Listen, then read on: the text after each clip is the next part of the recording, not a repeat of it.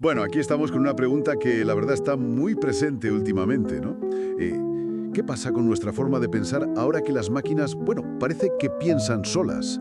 Vemos IA que escribe, que responde, casi que parece entender.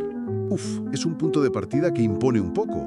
Impone, sí, sí. Y justo ese es el meollo de los extractos que comentamos hoy, basados en la rebelión del pensamiento. Que, ojo, hay que decirlo claro, no es un manual con respuestas, ¿eh? Ni técnico ni nada de eso. Es más bien una llamada, una invitación a reinventar cómo pensamos, de verdad. Como una especie de despertar, ¿no? Entonces, nuestro objetivo aquí hoy es meternos a fondo en esas ideas clave, ver cómo podemos mantener un pensamiento que sea realmente nuestro, crítico, vivo, humano, al fin y al cabo, en medio de todo este lío digital. Ese es el plan. Y el punto de partida es una figura que llaman el Homo cogitans, que ya no es el pensador aislado, el de la Torre de Marfil, ¿sabes? No, es alguien conectado. Y no solo a otra gente, sino a lo otro, a la tecnología, a la red. Y lo interesante es que esto cambia lo que significa pensar. Ya no es solo aquí dentro. Vale, entiendo. O sea, pensar ya no es en solitario. Y eso, claro, nos lleva a unos conceptos que plantea el material que son, bueno, potentes. Sí. Disruptivos. Por ejemplo, habla de la brecha simbiótica digital. ¿Qué quiere decir eso exactamente? Pues mira, apunta a una exclusión. Un poco sutil, pero profunda. A ver, en este nuevo entorno, donde el significado se construye cada vez más con la tecnología, ¿quién se queda fuera? ¿Quién no participa en esa conversación que define las cosas? Puede ser por no tener acceso, claro, pero también por no saber usarlo bien o simplemente por no estar en esa co-creación. La brecha ya no es solo tener o no tener internet, ¿sabes? Es estar o no estar en la creación de sentido. Maya, o sea que no es solo no tener conexión, es no estar, digamos, en la sala donde se cuece el significado. Y relacionado con esto, supongo está lo que llama el dato híbrido. Exacto, va muy ligado. Si pensamos conectados, la información que generamos y usamos, pues ya no es solo nuestra, ni solo de la máquina, es un híbrido. Es el resultado de esa mezcla constante, nuestra intención, los algoritmos que nos ayudan y esa base de datos gigante que es Internet. Lo fuerte es que casi nada de lo que manejamos hoy es puro.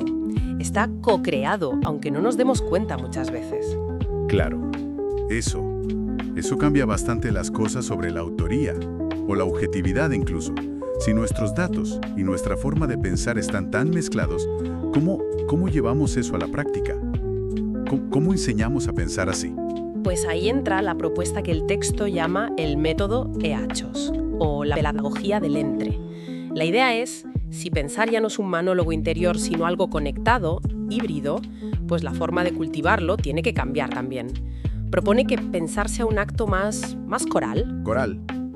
Como una especie de improvisación conjunta entre personas y máquinas.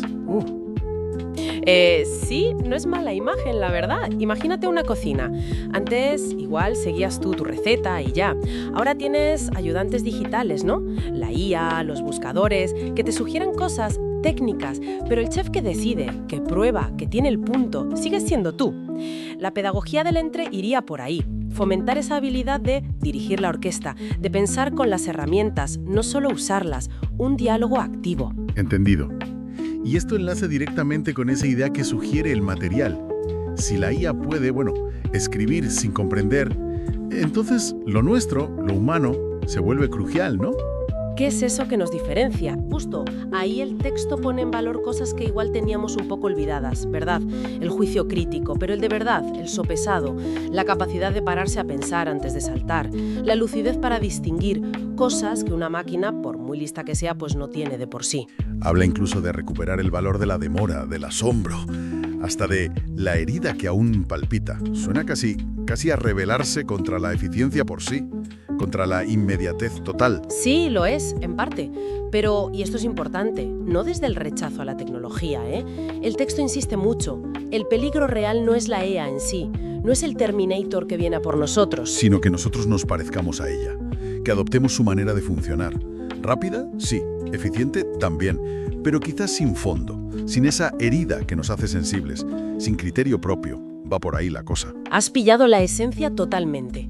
El riesgo es ese, mimetizar. convertirnos en versiones automatizadas de nosotros mismos. Por eso habla de resistencia. Pero ojo, no como los luditas, que rompían máquinas. Vale, entiendo.